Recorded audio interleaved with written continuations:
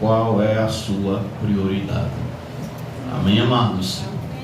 Mateus 6, versículo 33. Louvado seja o nome de Jesus.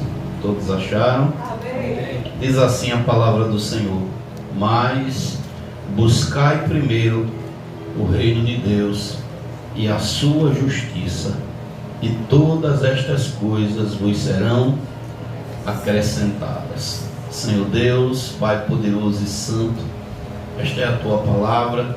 Fala conosco, Senhor, que já usou teu filho para orar pela minha vida, que eu venha diminuir, que o Senhor cresça, em nome de Jesus.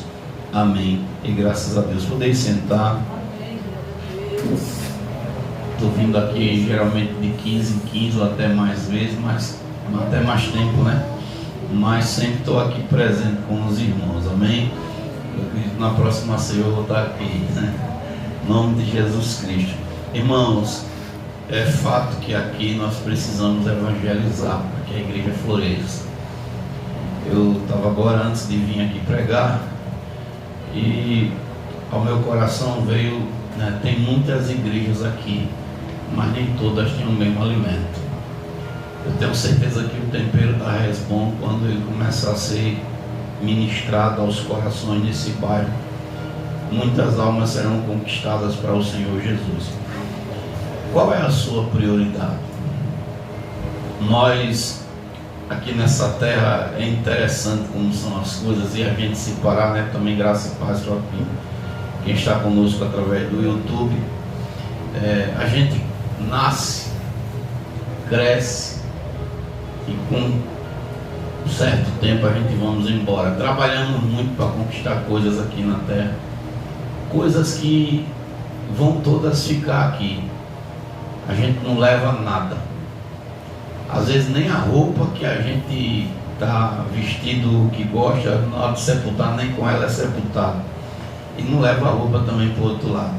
Eu estava num determinado local e a moça falando que no tempo da Covid a avó dela tinha morrido por engano, não tinha sido Covid, e eles praticamente mataram a avó dela. E ela falando de um vizinho que estava bem de saúde, estava tranquilo, e de repente ele foi levado para o hospital e tiveram tanta consideração com ele que do jeito que ele foi, com a roupa que ele estava, parece que foi até de cueca, que botaram ele dentro do saco, enveloparam, e ele não teve nem direito a ter uma roupa digna para se despedir, né, pela última vez da terra. Jesus aqui vai falar sobre os cuidados e as inquietações dessa vida. E logo de cara Jesus vai falar sobre a ansiedade.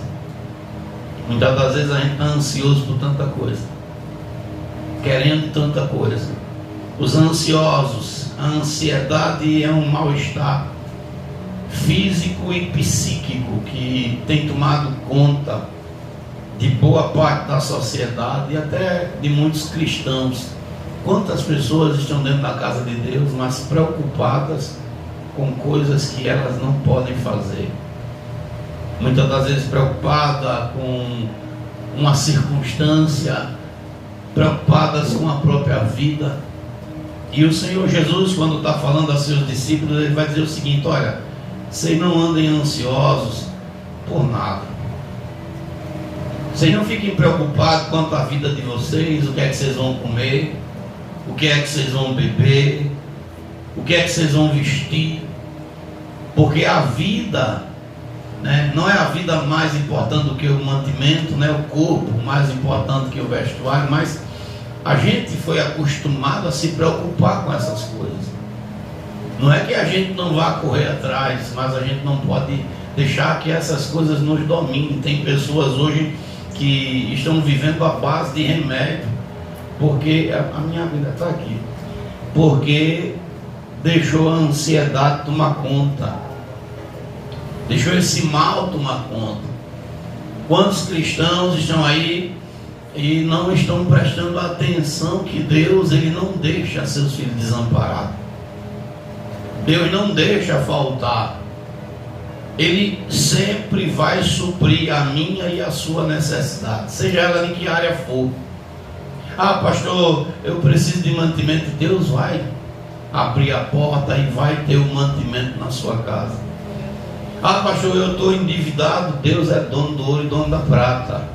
Ele não vai deixar que a gente pereça.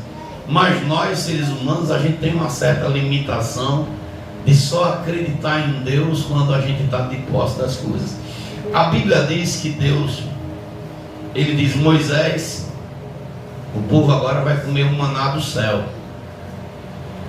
E durante 6 dias, o povo vai sair e vai, durante 5 dias o povo vai sair e vai colher cada dia a sua porção.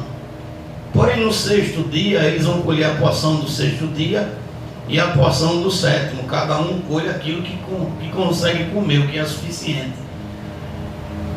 E o povo, na hora de colher, quando ia colher, ficava preocupado se ia faltar comida, colhia a mais. E a Bíblia diz que aquilo que eles colhiam, além do que Deus queria que eles colhessem, apodrecia. E quando a gente vai meditar sobre isso, sabe por que Deus faz isso? Porque quando a gente se acha autossuficiente, a gente não quer mais buscar o reino do Senhor. Quando a gente olha para a nossa despensa, tem comida à vontade, olha para a conta bancária, não está faltando dinheiro, olha para as coisas, tem um carro, tem uma situação boa, a gente não quer buscar Deus.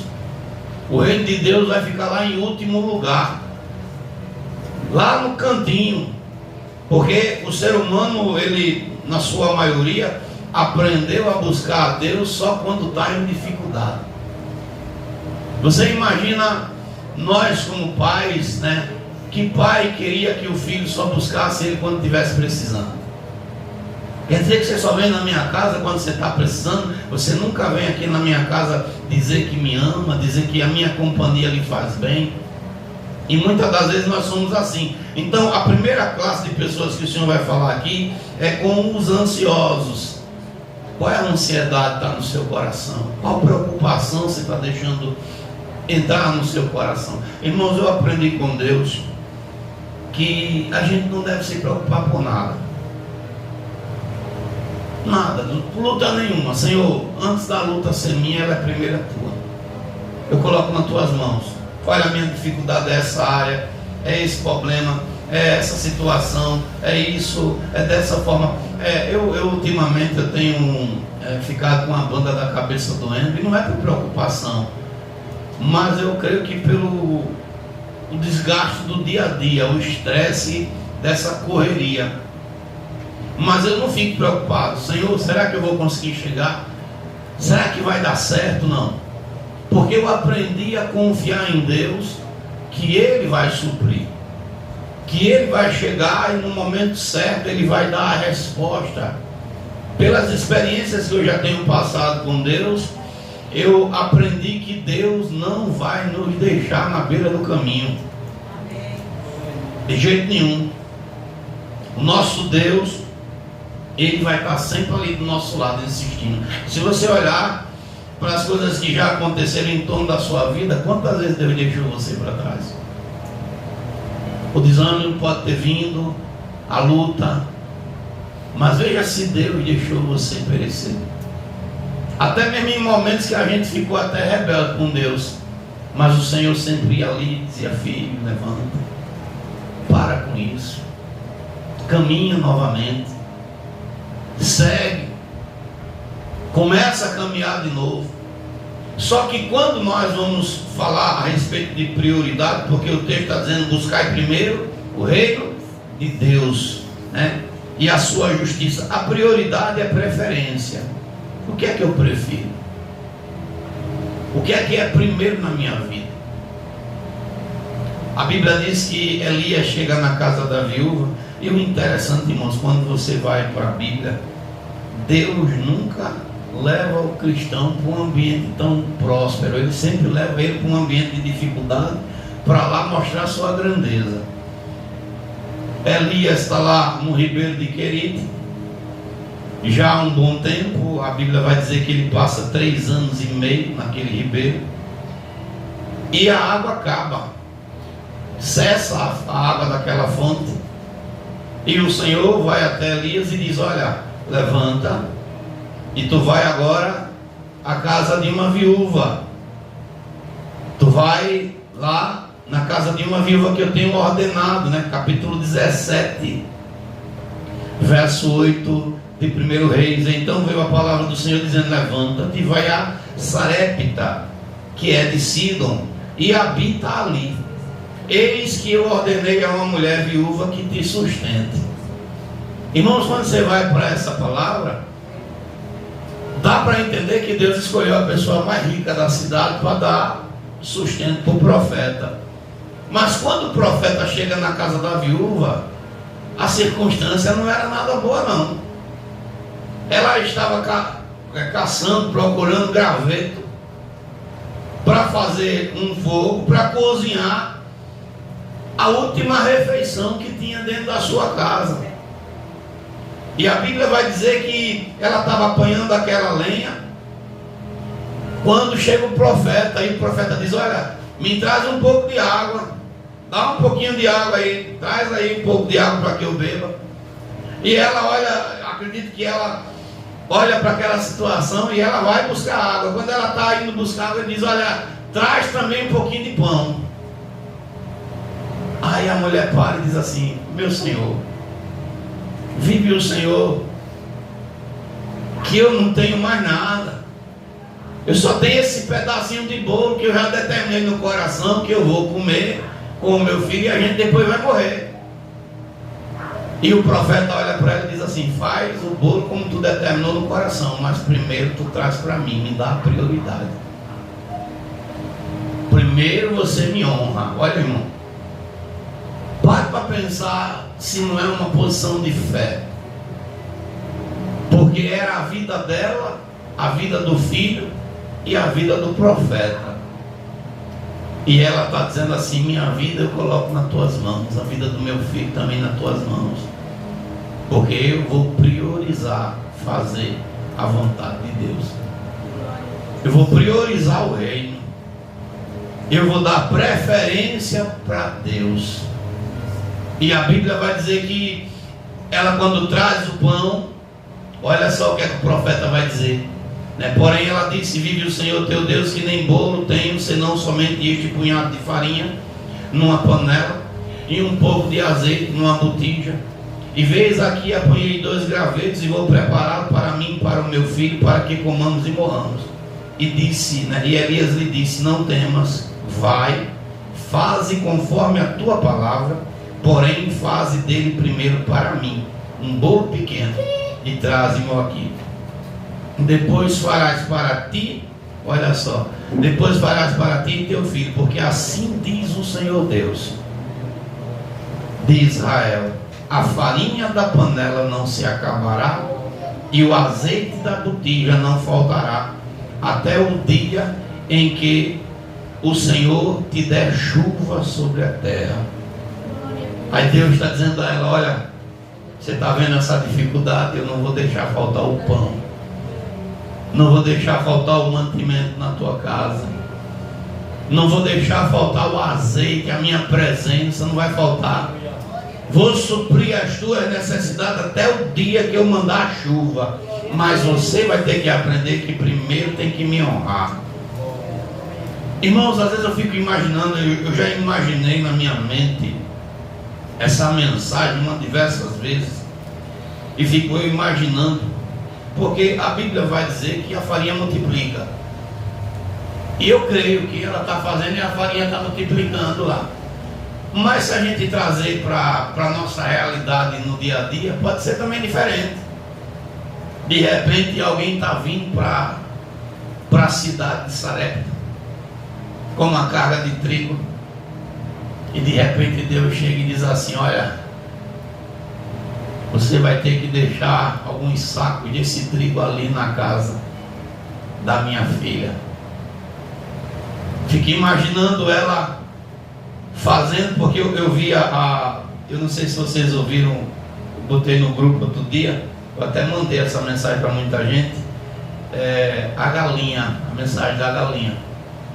Ela tinha uma amizade muito grande com um bode, e o filho dela, né, o Pintinho, saiu para a rua, acho que foi para a escola. Quando voltou, disse: mamãe, o seu bode disse que vinha comer aqui em casa hoje. E ela muito, angustiada dentro de si, mas o bode era muito amigo, muito amigo dela, e ela não queria dizer não, que não tinha comida, não tinha dificuldade. E ela disse: diga a ele que pode vir para a gente almoçar junto. E não tinha nada, a despensa dela estava vazia. E chegou o bode e achou por pouco, trouxe a esposa. E ela, a última refeição que tinha, botou na mesa, está comendo, muito feliz. A refeição que ela tinha para comer, ela e o filho, quem comeu foi o bode e a esposa do bode. E ela começou tomando água. Olha só, tomando água, e disse: não, vou tomar só essa Sprite, dizendo que era refrigerante. E a mulher do bode disse: eu quero também. E nem água tinha. E como o bode conhecia ela muito, quando olhou para ela, que viu ela dentro de si, o bode disse: não, deixa, eu vou buscar. Fique aqui que eu vou buscar. E quando ele chega na cozinha dela, não vê nada. E ele quebra de maneira proposital um copo. E chega lá para a esposa dele e diz: olha, querida, a última Sprite que tinha eu quebrei sem querer, mas eu vou ali no supermercado comprar e volto já. E quando ele foi, comprou todo o mantimento que ela precisava, supriu a necessidade, não permitiu que ela passasse nenhuma vergonha. E quando terminou o jantar, ele ainda chegou perto e disse: aqui está o dinheiro para suprir o resto das suas necessidades, e me procure. Deus sabe do que a gente precisa. Ele não vai deixar faltar o pão, Ele não vai deixar faltar a veste, Ele não vai permitir que de maneira nenhuma você ou eu seja destruído. Porém, nós, e principalmente nós cristãos, a gente muitas das vezes até duvida da fidelidade, do poder e da ação do nosso Deus. Mas a prioridade, ela tem alguns níveis. E aqui eu quero falar de 3 situações em que às vezes a prioridade ela deixa de atuar na minha vida e na sua, porque a gente de repente está se comportando como algum desses. Primeiro, a Bíblia vai nos dizer no livro de Mateus 8:18 que a gente tem que passar para o lado de Cristo. O primeiro ponto da prioridade que eu destaco aqui é passar para o outro lado. Às vezes nós estamos dentro da casa do Senhor e ainda não assumimos posição. A gente ainda está em cima do muro. E Deus está dizendo: passa para o meu lado. Entra no barco. Para de viver oscilando no teu pensamento. Porque Jesus, ele ordena, ele vê aquela multidão e a multidão sempre vai querer tirar eu e você da presença de Deus. Esses dias ontem, minha esposa teve uma revelação de muitas lutas espirituais, bruxaria sendo mandada para nossas vidas. E nós temos que levantar a cabeça e começar a fazer o que a gente sempre fez: orar, não desejar o mal, pagar o mal com o bem e continuar. E Deus mostrou para ela quem era a pessoa. A gente sabe de onde está vindo as setas, mas eu não tenho coragem de abrir a minha boca para lançar para ninguém maldição. Não, porque a Bíblia diz o quê? Orai por quem te persegue e bendizei daqueles que falam mal de ti. Às vezes eu quero não conhecer a palavra de Deus, sabia? Porque quando você conhece a palavra, parece que o peso é maior. O peso é muito maior porque o Espírito Santo vem dizer assim: você sabe onde está escrito, você sabe que é dessa forma, você sabe que é dessa maneira. Foi ontem a irmã chegou e disse: olha, Deus está mandando agir assim, assim, assim, fechar algumas brechas. É quando eu saí de casa hoje, eu disse para minha esposa, disse: eu passei outro dia por aquele cidadão, teve um camarada que eu estava no atacadão, pare bem, e o cara veio me humilhar lá dentro do atacadão, veio indagar porque era que eu estava fazendo feira.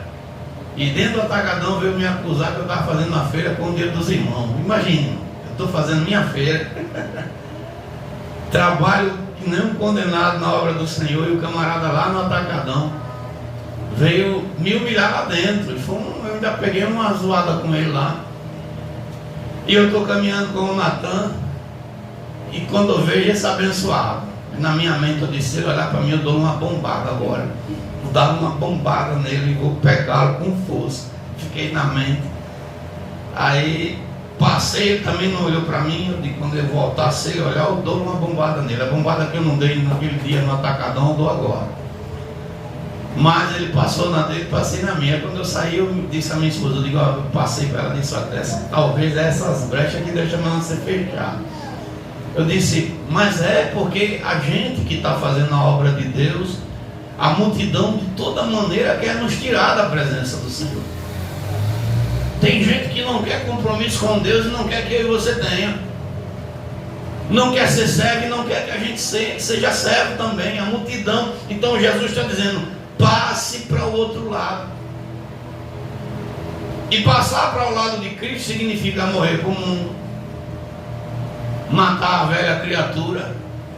Que pense, ele não morre, a velha criatura não morre 100% dentro de nós, ela fica amortecida. E qualquer movimento que a gente fizer fora da vontade de Deus, o velho homem vem e vem com força.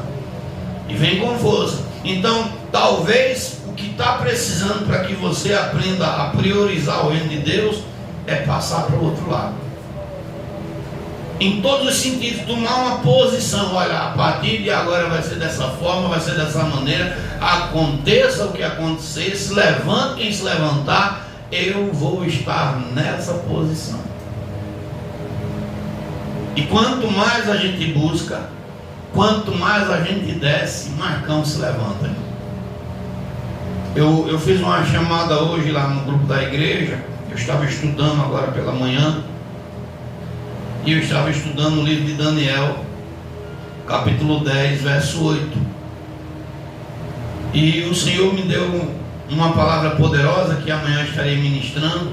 Irmãos, quando você começa a cavar, né, vocês que gostam de estudar, Williams que gostam, você começa a cavar, Deus vai mostrando.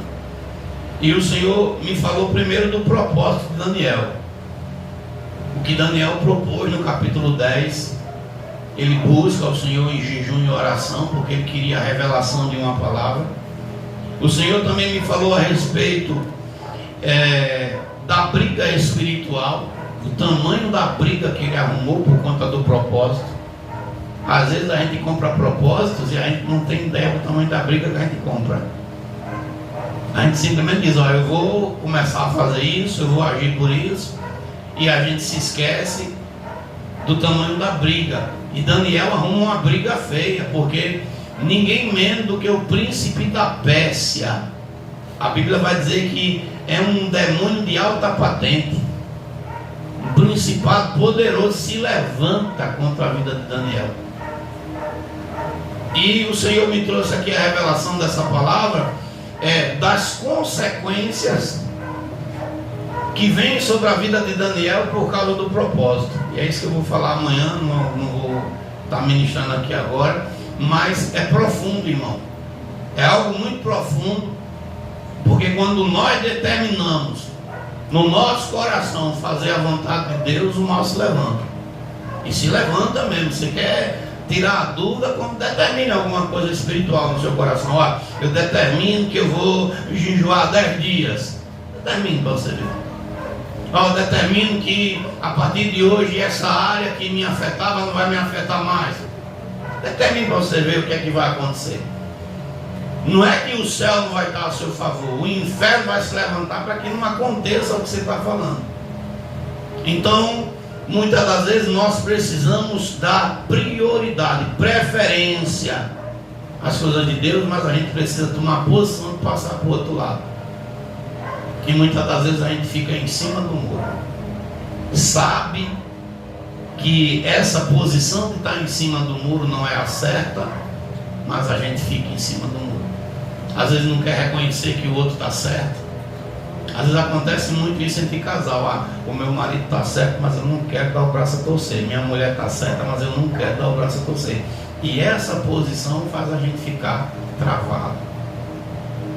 Qual é a outra coisa que esse texto vai destacar, que também está lá em Mateus 8, a partir do 18? Tem muita gente dentro da igreja que ela se torna escriba. Como assim, pastor? Escriba, porque o escriba, ele tem dificuldade de priorizar o reino de Deus. Por que ele tem dificuldade? Porque o escriba, ele é um observador da lei.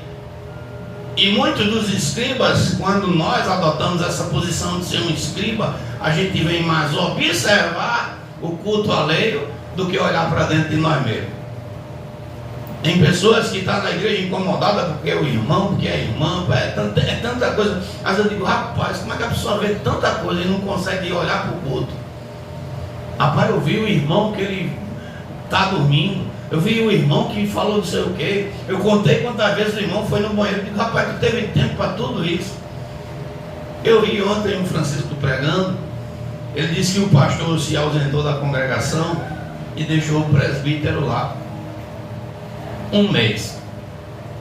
Aí quando o pastor chegou, aí aqueles irmãos que gostam de conversa foi lá até o pastor e disse, olha pastor, não dá certo não de deixar o presbítero não aqui na igreja tomando conta não, o senhor não deixe mais, porque ele só pregava um texto. Aí o pastor disse, qual o texto? Ele disse, eu não me lembro não agora qual o texto que ele pregava não. Aí o pastor disse, eu vou deixar ele mais 1 mês, quando você se lembrar do texto, aí você vem falar comigo. Porque as pessoas estavam mais preocupadas em ver a vida alheia do que olhar para dentro de si, acender a lamparina dentro de nós. Então, às vezes dentro da igreja tem muito escriba. O irmão, você viu o irmão, às vezes o irmão está ali pedindo a Deus para falar com ele. Às vezes a pessoa entra dentro da igreja igual uma Ana, entra calado, se derramando ali, às vezes no espírito com Deus. E a pessoa está, por que o irmão está triste? Por que o irmão está assim? Meu irmão, vai orar. Isso está impedindo você de priorizar Deus, porque você, no lugar de ser servo, virou um observador. A Bíblia diz que aquele jovem rico chega perto de Jesus e diz, bom mestre, o que é que eu tenho que fazer para herdar a vida eterna? Jesus disse, guarda os mandamentos. Eles, quais? Não, está tão arrogante, quais? Aí Jesus disse, não vai matar, não vai roubar. Não, tudo isso eu tenho observado desde a minha infância. Aí Jesus disse, só falta uma coisa. Pega tudo que tu tem, vende e dá para os pobres, depois tu me segue. E ele não pôde seguir a Cristo porque o coração dele estava pegado com as coisas desse mundo. Um outro tipo de pessoa que vai ter dificuldade dentro da igreja de priorizar o reino de Deus são os mortos. Não só na igreja, mas no mundo também. E quem são esses mortos? São aqueles que não têm o Espírito Santo. Não tem o Espírito de Deus. Está lá no próprio texto de Mateus 8, que um dos discípulos diz assim, Senhor, permite-me que primeiramente vá sepultar meu pai. E Jesus disse, olha, deixa os mortos sepultar seus mortos. Tem muita gente vazia de Deus. Não sente mais a graça, não sente a presença, não tem o prazer de priorizar o Senhor. Não se envolve com o culto. E muitas das vezes nós precisamos, irmãos, parar um pouco, refletir, o que é que eu quero? Para onde eu estou caminhando? Que evangelho está sendo o meu? E Jesus queria que eu ficasse na mente dizendo, se esse cabo olhar para mim eu dou um murro. Não. E quem é que tem que se consertar? Sou eu. Ele me ofendeu? Ofendeu. Mas a Bíblia diz o quê? Que quando alguém te bater na face, oferece a outra.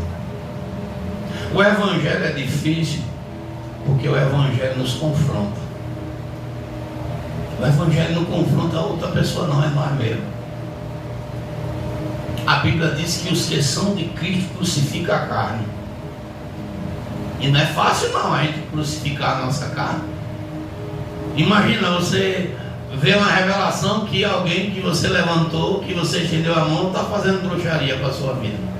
Tem rapaz que infeliz, não dá vontade de ser, mas rapaz, por isso que eu estou aqui cheio de problema, e esse filho de uma mãe está aí me desejando mal. Mas quem é que paga a cada um segundo suas obras. Sou eu? É você? É Deus. Às vezes tem coisas mais profundas que Deus não revela para mim e para você, porque senão a gente vai ficar com o coração travado, e fica mesmo. Para que as coisas profundas de Deus aconteçam sobre nossa vida, a gente tem que estar vazio. E às vezes eu comparo, eu não sei se essa comparação ela vai ser uma comparação adequada, mas eu comparo o crescer no espírito com cavar uma fossa. Como assim, pastor? Porque o primeiro metro é fácil, você sozinho cava. Até o segundo você consegue fazer sozinho, mas quando passa do terceiro metro para baixo, você já precisa de ajuda. Porque você pode até cavar, mas você não tira o barro do lado de baixo sozinho. E do terceiro metro para frente, lá dentro já não é mais o mesmo ar que você respira, você já tem dificuldade para respirar lá embaixo. Então quanto mais a gente desce, mais dificuldade se tem. Por que eu faço essa comparação? Porque é necessário que a gente cada vez mais se esvazie. Você imagina se o nosso poço espiritual, porque dependendo do terreno, cada terreno tem as suas dificuldades. Tem terra que você cava com 1 metro, tem água, ou até menos. Eu já ouvi você cavar até menos, você acha lá água.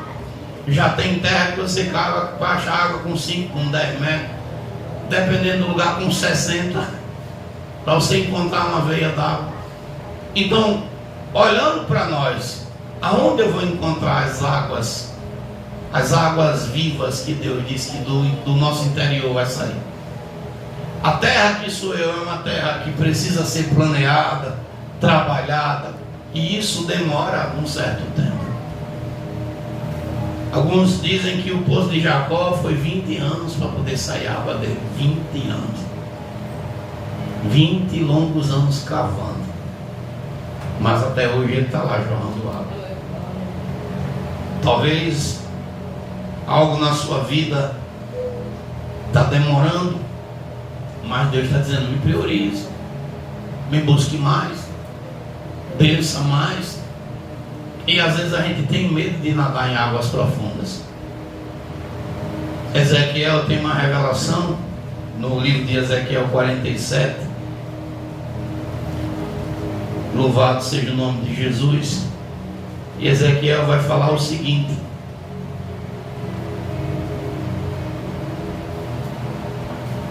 que ele estava andando, depois disso o Senhor o fez voltar. Aleluia. O Senhor fez voltar, e eis que saíam águas debaixo do umbral da casa para o oriente, para a face da casa, dava para o oriente. E as águas desciam de debaixo, desde o lado direito da casa ao lado sul do altar. E ele me fez sair pelo caminho da porta do norte, e me fez dar uma volta pelo caminho de fora até a porta exterior, pelo caminho que dá para o oriente. E eis que corriam as águas do lado direito. E saiu aquele homem para o oriente, tendo na mão um cordel de medir, e mediu 1000 côvados, e me fez passar pelas águas, e as águas davam nos tornozelos. E mediu mais 1000, e me fez passar pelas águas, e as águas davam pelos joelhos. E outra vez mediu mais 1000, e me fez passar, e as águas davam pelos lombos. E mediu mais 1000, e era um rio que não podia atravessar, porque as águas eram profundas, que deviam se passar a nado, rio pelo qual não se podia passar. O apóstolo Paulo, ele diz que nós temos que buscar a Deus para que a gente saiba qual é a largura, a altura, o comprimento e a profundidade do amor de Cristo. Às vezes a gente não quer priorizar esse reino, porque quando nós começamos a buscar, as coisas acontecem. Talvez tem coisas em minha vida que não foi desengatilhada ainda, porque ainda me falta buscar mais. Na sua também. Talvez eu esteja aqui pregando para pessoas que têm um dom de cura, mas para que esse dom seja despertado é necessário busca. Todos esses homens que no passado se destacaram, eles oravam bastante, eles renunciavam, Eles tinham características iguais de prioridade, de priorizar o reino de Deus, de deixarem suas próprias vidas de lado e deixar o reino de Deus em exclusividade. Eu estava meditando, lendo, com a minha correria, eu li 28 páginas, ainda falta ler mais um bocado, porque tem muita página no livro. Mas vendo a história do pastor Benny Hinn, Benny Hinn, se eu não estou enganado, e ele falando da experiência dele com o Espírito Santo, a grandeza, né? E ele falando da mulher que ele foi no culto, que era muito usada pelo Espírito Santo, e ele contando a narrativa que para chegar na igreja tinha que chegar de madrugada, porque senão não entrava. Parece até uma coisa assim que você fica até sem acreditar, porque ele disse, tinha que chegar cedo e ficar na fila esperando 2, 3 horas para entrar, e quando abriam as portas tinha que sair correndo, porque senão era atropelado. Olha, irmão, num culto. Você ouvindo isso, você fica até sem entender, mas a mulher era usada pelo Espírito Santo de Deus numa intimidade profunda. E ele disse que chegou, conseguiu pegar as cadeiras na frente, mas alguém chegou e disse que aquelas cadeiras já estavam reservadas, e ele ainda conseguiu ficar na terceira fila. E quando a pregadora entrou, só a presença dela já fez o ambiente mudar, porque o Espírito Santo entrou com ela, irmão. Olha que coisa tremenda. E ele disse que quando ela começou a pegar o microfone para ministrar, ela começou a chorar, e ela chorava, porque o Espírito Santo estava triste. Ela chorava e gritava dizendo, não entristeçam ele. Olha, não entristeçam ele. E ele ficou sem entender, porque até então ele não tinha conhecimento de quem era o Espírito Santo. E ela chorando, e cada vez mais que ela falava, ele dizia que parecia que era com ele que Deus estava falando, e ela dizia, não entristeçam o meu amigo Espírito Santo, não entristeçam o meu Deus, não entristeçam ele. E a Bíblia diz que a gente não entristeça o Espírito Santo. Muitas das vezes eu e você, por não priorizar as coisas que Deus já colocou nas nossas vidas, a gente está entristecendo Deus. A gente acha que as coisas desse mundo vai ser para sempre. Não, irmãos, aqui é tudo temporário. Por isso que a gente às vezes não entendia Paulo e os apóstolos, porque Paulo, ele estava preocupado com a vida dele aqui, não. Ele estava vendo uma glória muito maior. Paulo já não tinha a vida dele como preciosa. Imagina alguém que apanha o dia todo e de noite ainda consegue arrumar força para orar. Está com a mão e os pés amarrados. Ainda chega para o companheiro e diz assim, tu está bem? Vamos cantar. Imagina os presos olhando para aquele homem dizendo assim, como pode? Foi injustiçado, apanhou o dia todo e ainda está com força para cantar. E Paulo canta, e a Bíblia diz que aquele cárcere é abalado, porque quando a gente faz a vontade de Deus, ele guerreia por nós. A gente às vezes não compreende. Ah, não, eu vou pagar o mal com o mal. Ele diz, pague não, filho. Quem retribui sou eu. Porque eu fico imaginando isso. Imagina alguém orando para você se dar mal e vendo o tempo passar e nada acontecer com você. Oxi, porque não está acontecendo? Tem tudo para dar mal e você está vivendo. Paulo chegou na Ilha dos Bárbaros, o que foi que aconteceu? Ele já estava vindo de uma viagem difícil. No mar, o barco já tinha afundado e com muita dificuldade chegaram na Ilha dos Bárbaros. Quando ele chega lá, vai pegar alguns gravetos para acender um fogo, e o que é que vem? Uma víbora vai lá e morde a mão de Paulo. Os bárbaros ficaram olhando para Paulo e disseram assim, esse homem é um assassino, porque escapou da fúria do mar, mas os deuses não querem deixá-lo viver, e certamente ele vai morrer, porque era uma víbora venenosa. Mas a Bíblia diz que Paulo pega aquela víbora, talvez ainda tivesse enganchada na mão dele, e joga ela no fogo. E o tempo passa, E os bárbaros dizem, não vai morrer não, o veneno dela não vai matar não. Que está naquela víbora não vai passar para Paulo não. E eles veem que nada acontece. O mundo nos lança venenos. E o Senhor diz assim, eu já te dei um antídoto. Glória a Deus. Porque o meu sangue corre na tua veia, o meu espírito está dentro de você. E quando a gente passa a fazer o contrário, priorizar as coisas de Deus toma conta de tudo, irmãos. Tudo. Muitas das vezes não é como nós queremos, mas é como Ele determinou que seja.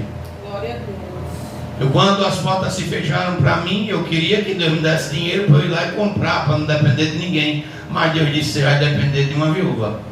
Até quando eu der chuva na sua terra. Em outras palavras, eu entendo Deus dizer assim, até quando eu lhe ver quebrantado.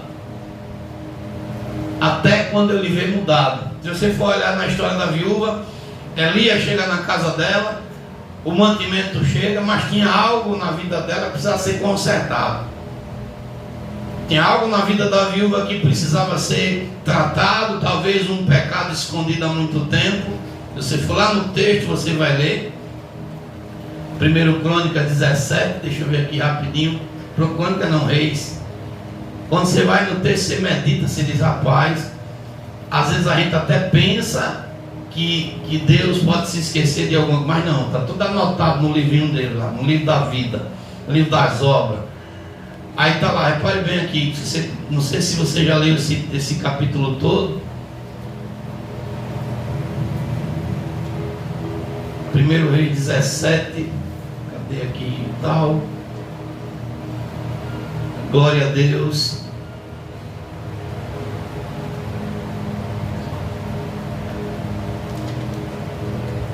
Cadê aqui? Verso 17.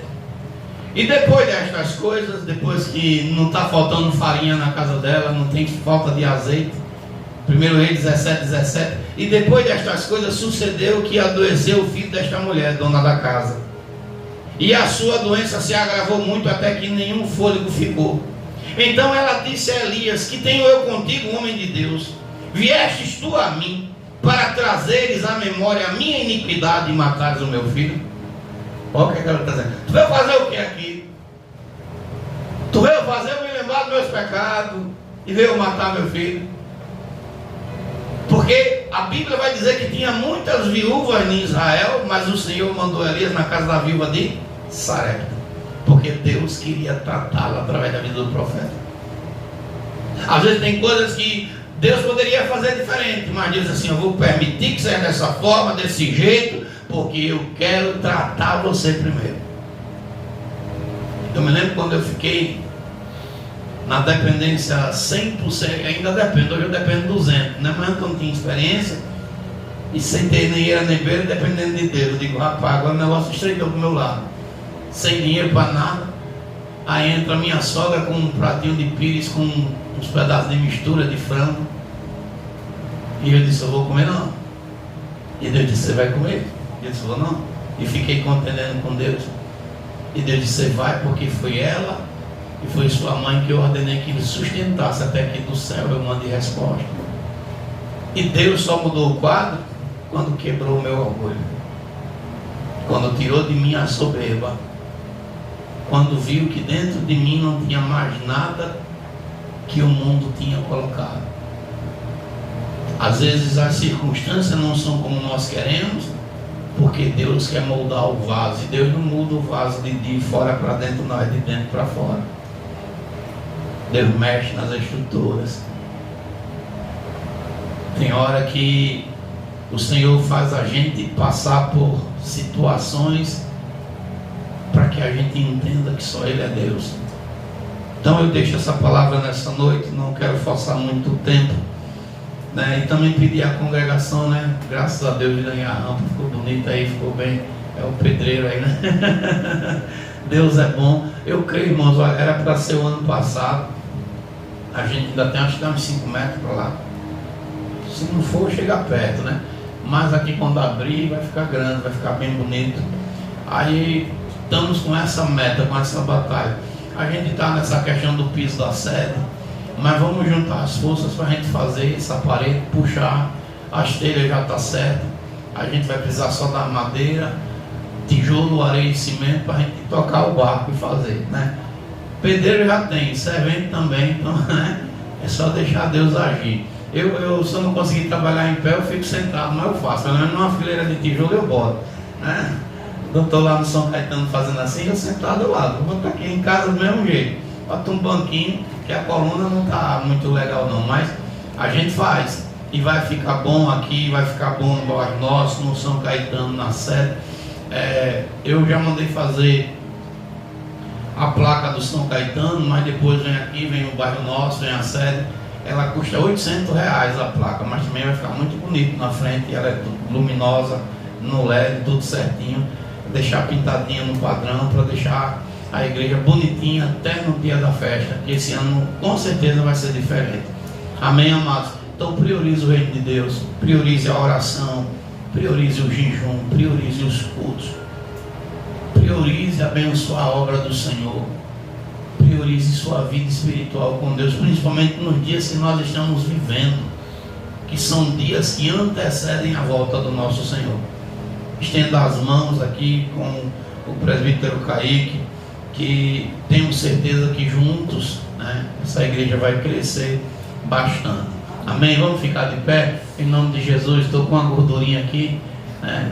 Estou com 9 minutos. Vamos agradecer ao nosso Deus. Vamos louvar esse louvor. Bota aí o playback dele aí, 394.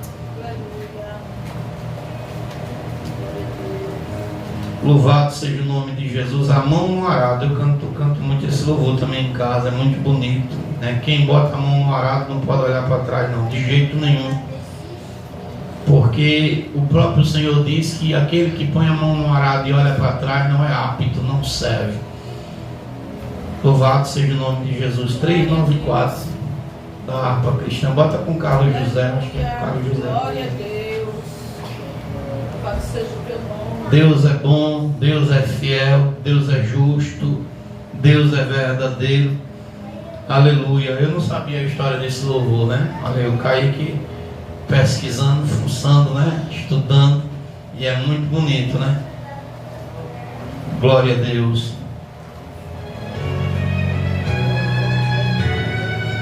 Deixa eu dar uma olhadinha. No arado já pois constante precisa ser. O sol declina e logo após vai escurecer. Avante em Cristo pensando, em oração vigiando, com gozo e amor trabalhando para teu Senhor. Animes por ser tua cruz maior que a do teu irmão.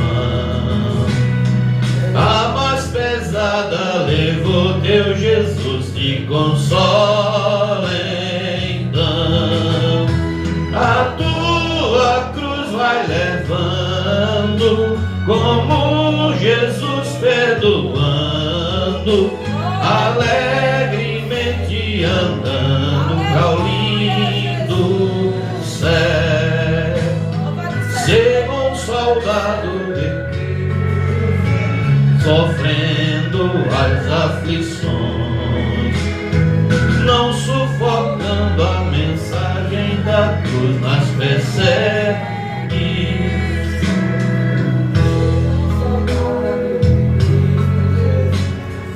Oh glória, aleluia.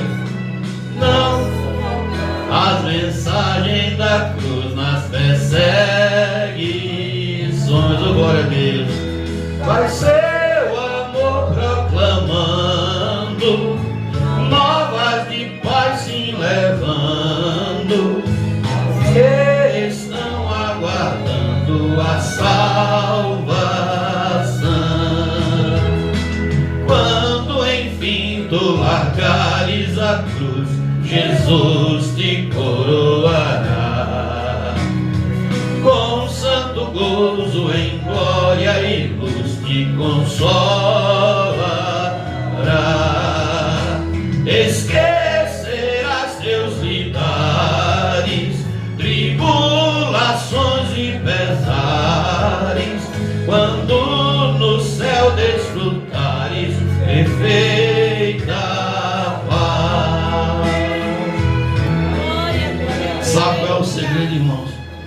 a gente se manter firme priorizando o reino dos céus, é oração. É oração. Quanto mais a gente ora, a gente busca, mais do céu a gente almeja ter.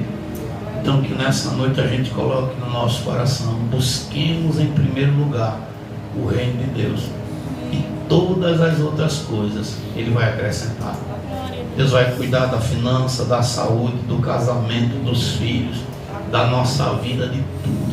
Amém? Senhor Deus, a Tua palavra foi ministrada. Nada estou levando à minha casa, Pai, mas aquilo que o Senhor mandou falar nessa noite, falei à Tua congregação. Leve em paz Teus filhos às suas residências, guardando, livrando do mal, Pai. Em nome de Jesus eu peço e já te agradeço. Amém e graças a Deus. Que o Senhor Ele te abençoe, o Senhor Ele te guarde, o Senhor Ele faça resplandecer o seu rosto sobre ti e tenha misericórdia de ti. O Senhor sobre ti levante o seu rosto e Ele também te dê a paz. Que o Deus de Abraão, o Deus de Isaac, o Deus de Israel habite com todos. E a igreja diz: Amém. Amém. A paz do Senhor Jesus.